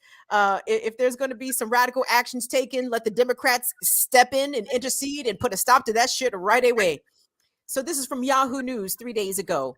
Railway workers strike averted as Biden intervenes to move stalled negotiations forward. Lord have mercy. I talked about not this specifically on my show, but I think weeks ago we talked about on my show the potential for a railway workers strike. Okay, so here we go. Importers of clothing, shoes, textiles, fabric dyes, and trimmings breathed a sigh of relief that President Joe Biden stepped in to avert a possible railroad worker strike that could have taken place as early as Monday. In an executive order, this son of a bitch, in an executive order signed Friday, Biden named an emergency 3-person board of arbitrators to work with the freight railways and their 115,000 workers to hammer out a contract that has been under negotiation since January of 2020. The board will get back to Biden in 30 days with its findings. The combination of more than 2 years of rail negotiations paired with the breakdown of federal mediation means that presidential intervention is essential, said Nate Herman, who is the senior vice president of policy at the American Apparel and Footwear Association, which sounds like a lobbying group, which represents apparel and footwear manufacturers. Of course, he says, quote, "We applaud President Biden for this step as our members work to supply essential, seasonably appropriate clothing, shoes, and accessories at affordable prices to consumers at a time of record-setting inflation and immeasurable supply chain disruptions." Earlier this year, an independent federal agency called the National Mediation Board, which helps settle labor agreements for the rail and airline industries, stepped in to mediate, but negotiations remained at an impasse. Consequently, the NMB in June released the railroads and the unions from mediation and imposed a 30-day cooling off period, which ended on July 18th. Any delay in shipping and freight from U.S. ports via rail would have been a disaster, shipping industry experts said. Quote, "The San Pedro Bay Port Complex is responsible for moving 40% of the nation's imported cargo. A fully functioning rail system is necessary to accomplish this important task. Anything that would obstruct the national supply chain during this critical peak shipping season would have been detrimental to the flow of goods," said Mario Cordero, who is the executive director for the Port of Long Beach. The story continues. So we're talking about 115,000 potential rail workers going on strike, Air Doctor. And you know how commerce works in this country. If it doesn't move by rail, it moves by truck, by 18-wheeler, by plane. Also, we're seeing some issues happening with flights being canceled. Probably not necessarily flights transporting goods and whatnot, but even still, the airline industry has been impacted as well. Even the boats out there for a while, especially during the whole COVID thing, that the boats were stuck out in the water. People wasn't getting stuff. But continue. Still, yeah. I mean, this article continues. Traffic is still backed up at the ports already. Cargo containers at the Port of Long Beach and the Port of Los Angeles are waiting on average 74 days to be loaded onto a rail car, where it should be 2 days. Cargo containers being picked up by truck are waiting on average of 4.8 days instead of a normal 3.3 days. So the economy basically is really dependent upon rail workers and cross-country truckers to deliver goods for retail consumption. And if that falls down or breaks down for any reason, that is going to throw the whole economy into a bit of a tailspin. But unfortunately, the economy is already in a tailspin for people, everyday folks like us who are experiencing over 10% inflation in everything from food to gasoline, to energy costs, to all kinds of things. So I think in order to make the elites feel it, unfortunately, we on the bottom are going to have to feel it temporarily. But I guess there needs to be an organized sort of strategy as to how these things are felt. Because, I mean, shit that gets transported off of boats and on tractor trailers, I mean, that does include medicine. It does include supplies that people need vitally to survive. So how can we allow these workers to strike, make their labor concerns heard and felt, but at the same time not put other people's lives in peril? Let me go to the chat. That's a tricky one, but like Easy D said in the chat room, all Biden needs to do is ensure that these railway workers are getting paid decent wage instead of sending billions to Ukraine. Very true. The first lady from Ukraine was just in DC, I think, yesterday, and asking specifically for weapons. She said, yes, we need more weapons. We need more weapons. She didn't ask for water. She didn't ask for band-aids. She didn't ask for no fucking Neosporin. She said, we need weapons. We need more weapons because Russia kills and America saves. So give us more weapons, please. Wow. I mean, like even we was talking about music, until it affects the high tier, and it's not even a situation. I mean, like you said, the thing with shipping is it affects everybody. So yeah, I think Biden better get his shit together and go ahead and pay these people. I don't think it's him. I think Joe Biden is getting his marching orders from the real bosses, right? The Warren Buffetts of the world. He's getting his marching orders from the real boss. From his real boss. His real boss called him and said, Joe, you better put pen to paper and resolve this shit, because I got $1 billion sitting off the port of Los Angeles that needs to be loaded onto rail cars, Joe. Don't fuck around. You better stop fucking playing with me, said Warren Buffett. But I feel as though the American worker, y'all know this, and I'm in it too with everybody else. We are some suckers. We just seen what they did down in Ecuador. Ecuador just had a general strike that lasted almost 3 weeks, 18 days, chat, somewhere in there. They got their demands, they got their fuel costs to come down.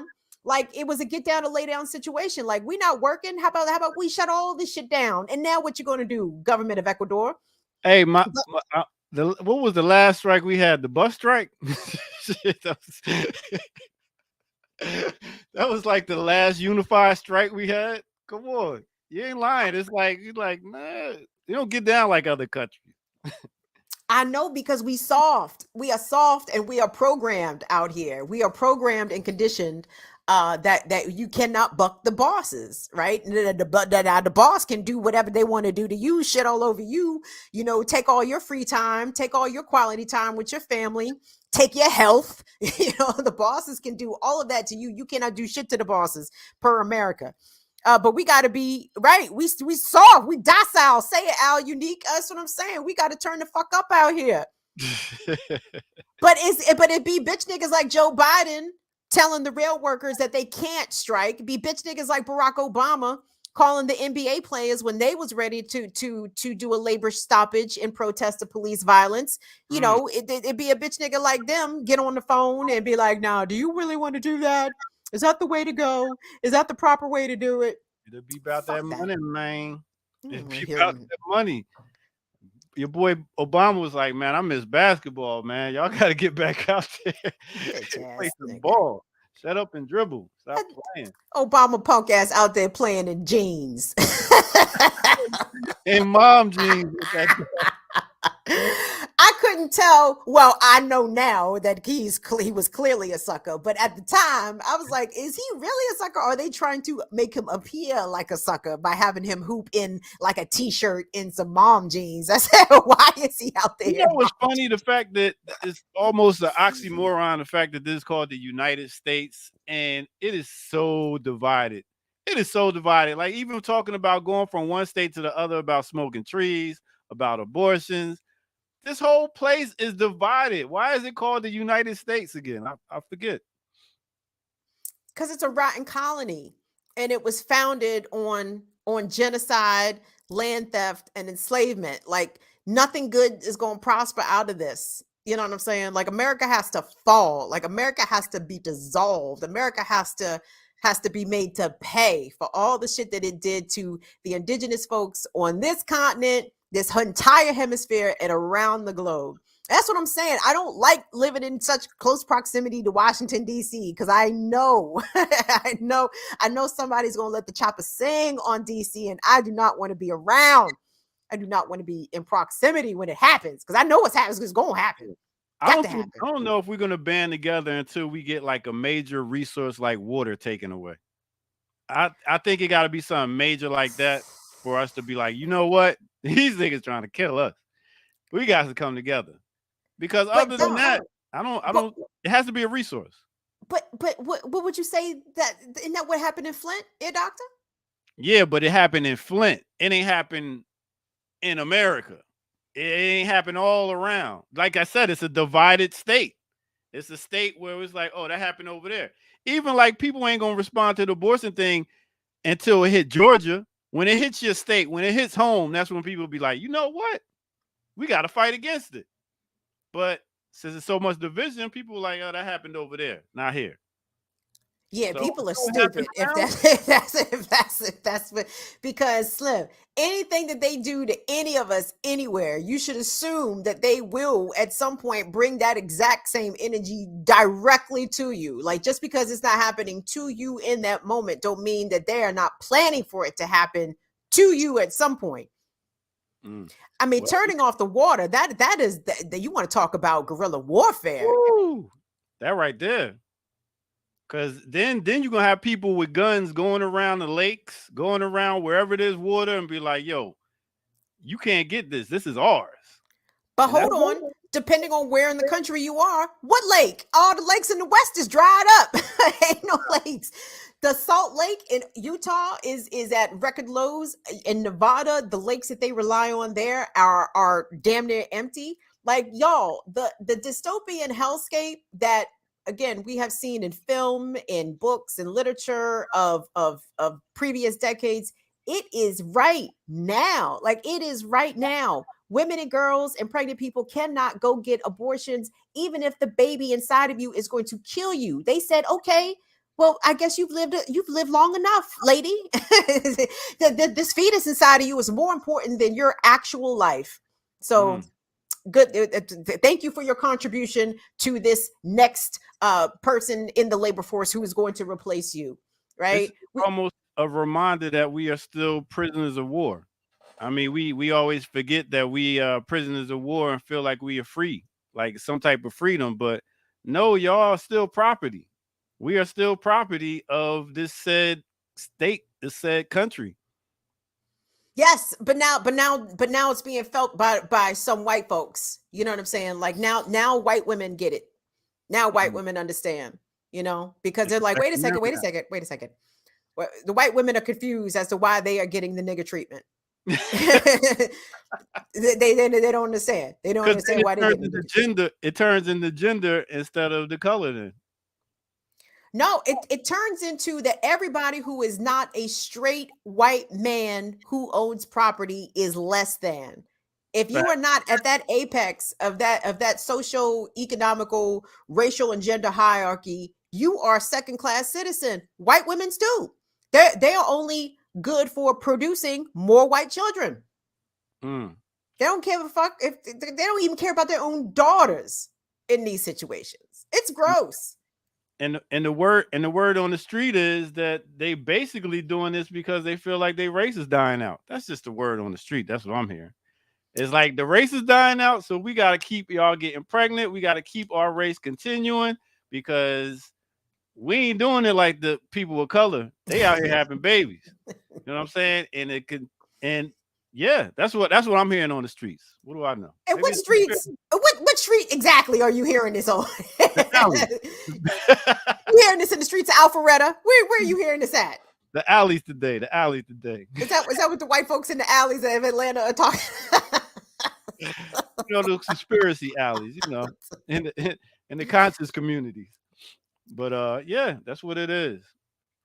I can't. No, Comrade P, no news today. You missed it. Oh no, we did do the news, Comrade P. Oh, Comrade P. I'm sorry, Comrade Kwame was here for the news. Comrade P, you clearly are tardy for the Party party. to the party.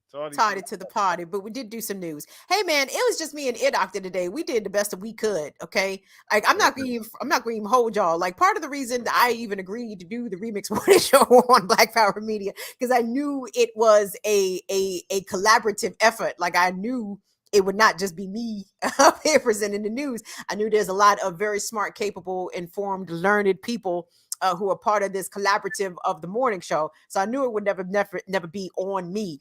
And even today was not on me. It was on us, me and the Ear Doctor. But I said all that to say I do better in an ensemble in this particular platform. Like the ensemble cast is very integral, I think, to our success. Listen, we gave them hip hop and news today. What, like somebody said in the chat room, what do you expect from a DJ and a radio host? Hey, fair. I think that's very fair.